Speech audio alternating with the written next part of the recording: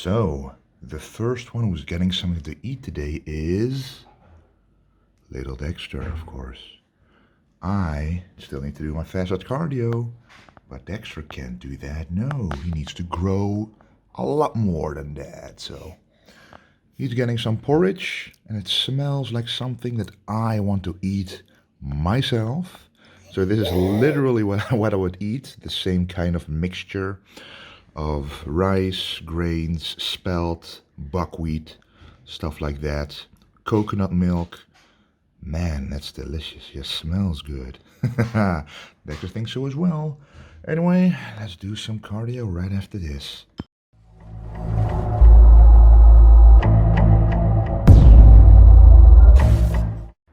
Are we ready to go for a nice walk? Outside? In the sun? Let's go. Okay guys, we are walking here in the beautiful park, and we gotta find ways to make cardio a lot more enjoyable. So when it's good weather outside, a lot of people still go to the gym to do their treadmill cardio or elliptical cardio or stationary bike, but I like to walk outside, much healthier. The smell is amazing in nature, and Dexter's liking it a lot as well. Walking the dog at the same time, so we're making it something practical. Of course, it has to fit into your schedule, but when it does, and I think for most people before breakfast it definitely does, this is a great way to burn some extra calories. We're about 10 weeks out, so let's finish this cardio up and get some breakfast in.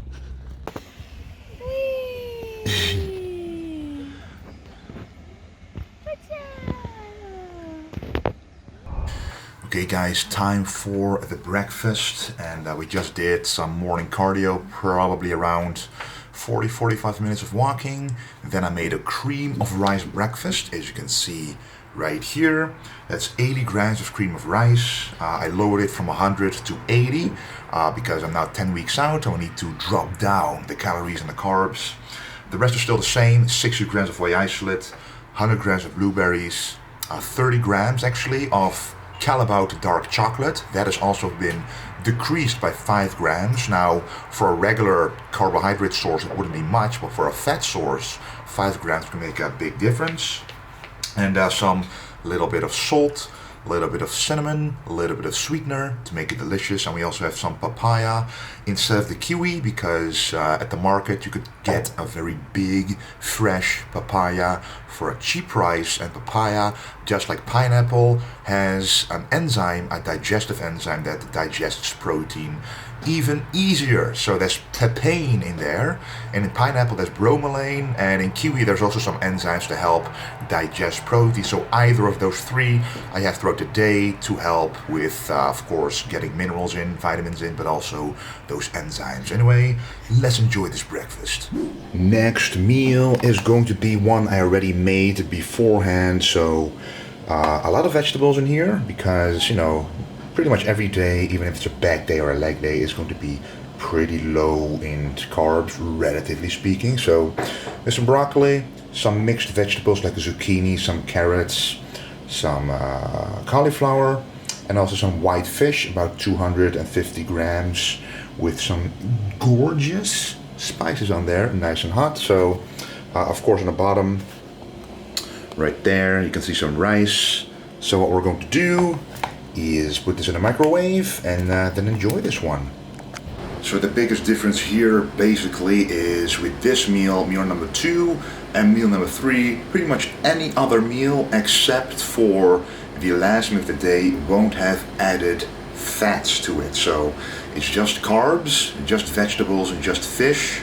I find that works really well for leaning out, because the first meal, as you saw, still has quite a lot of fat from the chocolate itself, a little bit of the cream of rice, a little bit of the other ingredients, but most of the chocolate.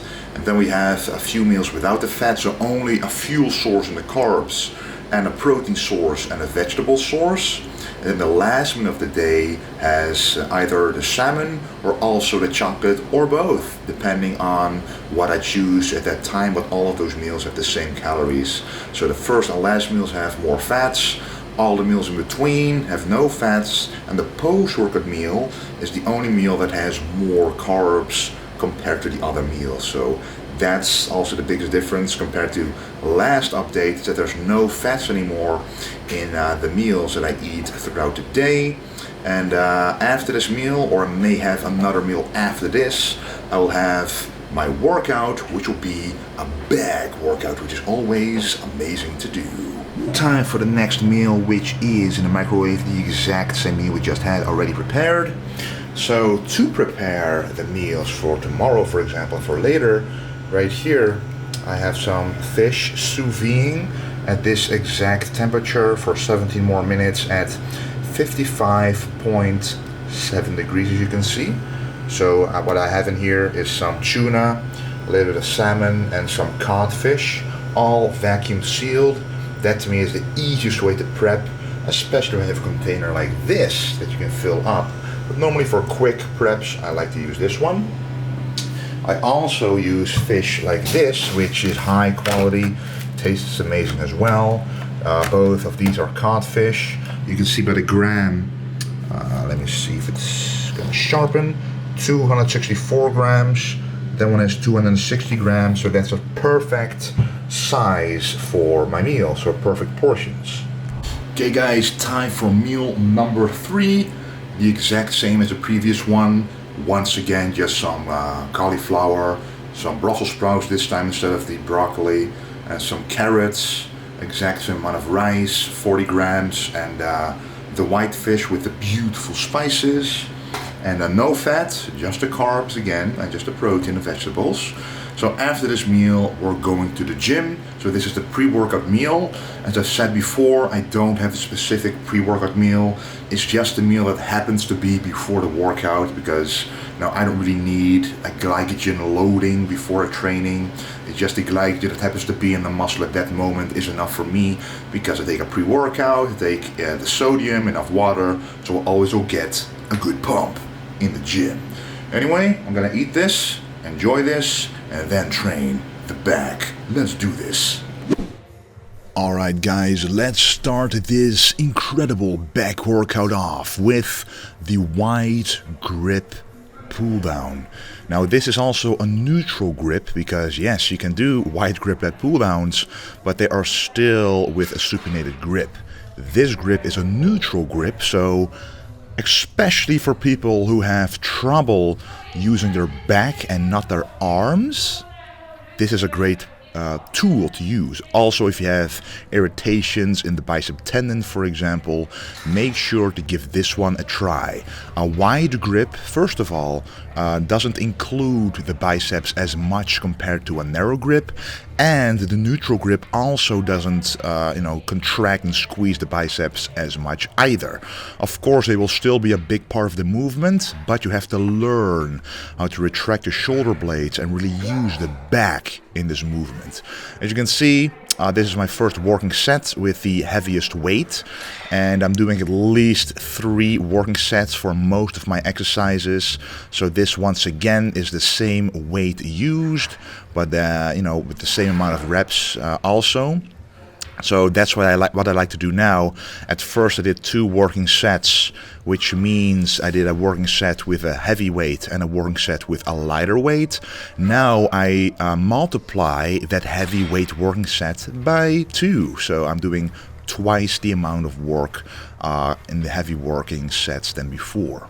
Now this is the 3rd working set, and as I mentioned, the 3rd or last one of the movement is a lighter working set, so I can actually get into a higher rep range. Getting strong on all rep ranges, that is what will build the most complete muscle. And also for people who are more prone to injuries, if you realize you're someone like that, you stick more to the higher rep ranges, and then the last working set is an even higher rep range, because we all know, well, at least most of us or some of us know that up until 30 reps to failure you will still make muscle gain progress. Of course, not every single exercise is conducive to 30 reps like a squat, for example, wouldn't be, but most machine movements are. So keep that in mind. If you don't want to train too heavy, you can still pick 2 working set rep ranges that are higher in reps and still provide muscle gains. So this is the Smith Machine Barbell Row, an amazing exercise. I put it a little bit of a wide grip here, a little wider than I usually would, so a little bit outside of the shoulder width to make sure the biceps are not inclined to do as much work, but the back is. And then another wide grip movement, the wide grip seated row. This is one of my favorite movements because I can really focus on the upper back thickness. And this is something that a lot of bodybuilders, even professional bodybuilders, have trouble filling out, especially when doing poses like the back lat spread or even the back double biceps. You simply need that upper back thickness right below the traps, and that has been significantly growing in my physique. And when I saw my Olympia back shots of 2018 and compare them to 2020, I was surprised by my own progress, and the biggest difference that I made is simply the training. No matter what kind of supplements I would use, my back wouldn't magically grow because of it. It's all because of a change in training that my back grew relatively more than like my chest, for example. So training the back in a specific way that really works for you is very important, and the seated row just feels very amazing. I keep my back pretty much straight with an arched lower back whenever I contract, and make sure to stretch out my arms, but don't rock back and forth using a lot of momentum, because then you might actually hurt yourself in terms of the lower back. Now, you may have noticed that most of the back movements I've been doing today are all rowing movements, and they are simply the best for overall back development. I've told you guys this many times before, but if you have a balanced back, doing rows is better than sticking to a lot of pull downs, because the rows will still bring you some width, but also the thickness, which lat pull downs simply cannot do. I used to have a very wide back relative to how thick it was, because all I did was lat pull downs in front of my body, lat pull downs behind the head, V-bar pull downs, a lot of different pull downs. And now I'm doing mostly rowing, and that's what's been causing the progress in my back. So if you have a wide back but it's not thick enough yet, stick to the rowing, as at least 4 out of the 5 movements you do should be rowing, and one of them can be a pull down, like at the start of the workout to get warmed up, just like what I did in this workout, for example, which feels very amazing as well. But then stick to a pull down that also is like a hybrid between a pull down and a row, like the wide grip pull down with a neutral grip, or the V-bar pull down by leaning back just a little bit, allowing you to also contract that lower back a little bit, the lower lats. Anyway, after having done the chest supported double dumbbell rows, which feel pretty amazing to finish off the back, this is a true finisher for the lats, and especially the lower lats. So every single time that I train the back, I either do the cable pullover like this, or a small grip lat pull down, which both they target the lower lats, but the biggest difference is that with the cable pullover you isolate the lats without using the biceps, and that to me is a very important distinction, because then you can focus on finishing off the back only without other muscles assisting it, which is important to go to true failure on that muscle group. And this is the reverse dumbbell, not the reverse dumbbell, it's a face pull. Normally I would do the reverse dumbbell flies, but we're doing the face pulls right now because it was very easy.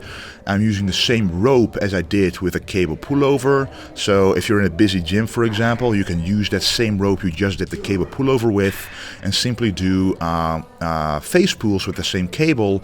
Just make sure that you adjust the height of the pulley to your eye level, and then simply step back while holding the rope and pull the rope to your eyes. That's why it's called a face pull, because you gotta pull it towards your face, and I prefer the eyes to really make sure you more easily contract the rear delts, as you can see right here.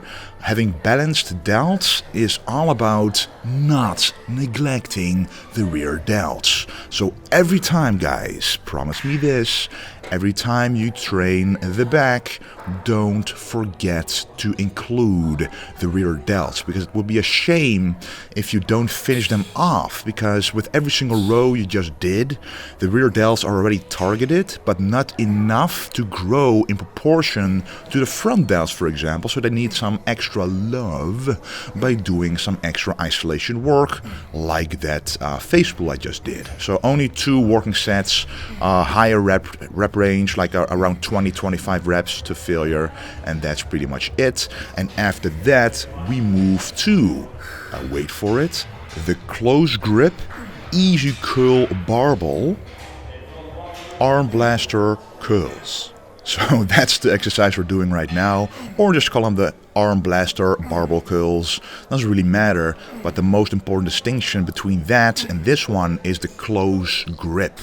Because having a close grip and combining it with this vintage genetics Armblaster is unique, because then you can really target that peak contraction, and you can still keep the tension at the very bottom, because what an Armblaster does is it's pushing your upper arms forward, allowing for tension to be there even at the very bottom.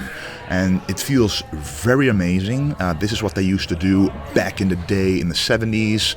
For example, Arnold, well, not for example, he's the biggest example who did this exercise, who pretty much popularized it, and ever since I saw him doing that, it was always my dream to come out with my own Armblaster. So here it is, available on vintagegenetics.com. But again, this movement really feels unique. If you're doing this exercise without the Armblaster and you just don't get a great mind-muscle connection, or you just don't get a great squeeze at the top, trying it with the Armblaster really makes a big difference. It really feels like doing it on a preacher curl bench, but then even better, because you can still stand up, and it's more versatile, because you can simply use the Armblaster instead of having to use an entire bench, which most of the time is occupied in a gym anyway. But now it's time for the last movement of the day, the alternating dumbbell curls, another classic one. And this is a very straightforward and easy one. We just did 1 warm-up set, or maybe 2, and then we do 2 working sets, of which I'm only showing you 1, because both of them are very much alike. So what I'm doing here is I'm pretty much doing as much reps as I can, but I'm alternating the reps. And alternating means you can actually go beyond the failure point you would have gone to if you would use one arm at a time. Because every time you do a rep with the right arm, the left arm is able to rest, and vice versa, allowing for more oxygen to be flowing into the muscle, more energy available throughout the entire exercise, and you can do a lot more reps that way. So that's why doing it in an alternating fashion is a great way to go past failure and really get a lot of blood into that muscle, because you then literally can rep out more reps with more weight compared to using one arm at a time. So that was quite the amazing back and bicep workout. Right guys, post-workout mealtime. Have to talk a little bit softly because Dexter is sleeping in the bed in this very room. We also have a kiwi right here. However, this is the main post-workout, so 300 grams of white fish. Yes, I upped the protein in total, about 20 to 30 grams extra over the entire day. But I also have a whey isolate shake right before this, so that's a lot of protein in a short sitting, but after the workout is the time where you can take up most of the nutrients. We also have 100 grams of rice and some vegetables, easy to digest vegetables like bell pepper, zucchini, carrots, all low FODMAP. And yeah, I'm going to add some salt to this as well. Of course, it's golden rice, turmeric infused. And yeah, this is the post-workout meal which I'll enjoy right now. Okay guys, just got back home, did some work at the gym. As you saw, the last meal was the post-workout meal, wearing my blue light blocking glasses because it's getting dark outside. And now I'm making the 5th meal of the day. After this I'll have one more meal before bed. I'll be doing cardio in between this meal and the last meal. But let me show you this very special meal. Okay, so this is some vegetables. We have some parsnip and we have some onions browning, sauteing away here. And this is a crock pot, which you can also use as a rice cooker. As you can see, all the buttons, all the options there. You have the rice risotto option, you have a steam option, slow cook option. This is the brown option, as you can see right there. So that's all the options you have. So I don't have a rice cooker anymore. I actually have this crock pot. The incredible benefit is that this is browning and we're actually adding a lot of flavor to the rice meal because this is releasing all of its juices, caramelization, just like this. And by the way, this pan doesn't stick at all, which is amazing. Okay, now we're going to add some rice. So this right here is risotto rice. You can see that it looks just a little different. It's a bigger grain, but not taller, not longer, it's thicker, just like sushi rice a little bit. So it also has a bit more carbs per 100 grams. But guys, you're going to experiment with types of rice. Don't be afraid to use different ones. Just make sure to check the macros, the carbs mostly, to be sure that you don't overdo it. But this is 90 grams, both for me and my girlfriend. So what I'll just do is literally put it in here. Now I'm gonna add some spices, some water, and show you the end result of this incredible crock pot meal. This is the finished product. This is Marty's plate. We have some beautiful marinated chicken. We have some mushrooms. We have the onions and parsnip out of the crock pot. If you look closer, you can see that's the rice, the risotto rice, beautifully spiced up. I have pretty much the same, except I don't have chicken. I have tuna steak, 250 grams, which gives me a large amount of protein. So this is just very delicious, and let's enjoy this. Alright guys, just doing some cardio right now. And yes, it's very dark, as you can see, because this is in between meal 5 and meal 6. It's about 11 p.m. right now. So just going to do some cardio, about 25 minutes walking with the dog, which you can't see, but again, making it practical, guys. So yeah, I'm not gonna bore you any longer with this darkness, and see you at the next meal. Last meal of the day, and it is pretty much the biggest one, and almost the most calories. By the way, all the calories and macros are in the description as well.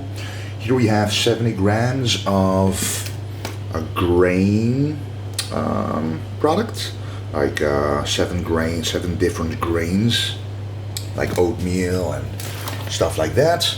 That's always delicious, as a separate thing to oatmeal, just by itself.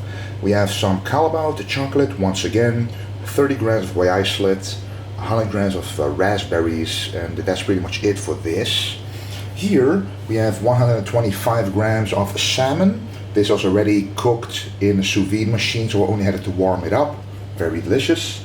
We have here some delicious asparagus. So you can cook asparagus, you can steam asparagus, which I've done a lot, or you can actually bake asparagus in the oven, and I put it in the air fryer.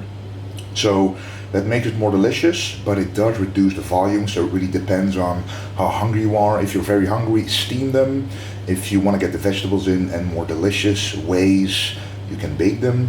And here we have some papaya, once again. So in the morning I have papaya, after training I have a kiwi, and before bed I have papaya, so 3 servings of fruit, which is very good for protein digestion. So this is going to taste amazing, and after this you will see my updated diet. so you can get a good insight of what I am eating 10 weeks out. So guys, I wanted to show you the difference between the meal plan I had before in the last update video and the one right now. So on a workout day, which what I had right now and this back workout video, I basically had this plan, so these macros I followed, and last month I was following this plan. So the biggest difference here is about 300 calories less that I'm eating right now, about 330 calories. Most of that comes from the carbs, about 41 grams.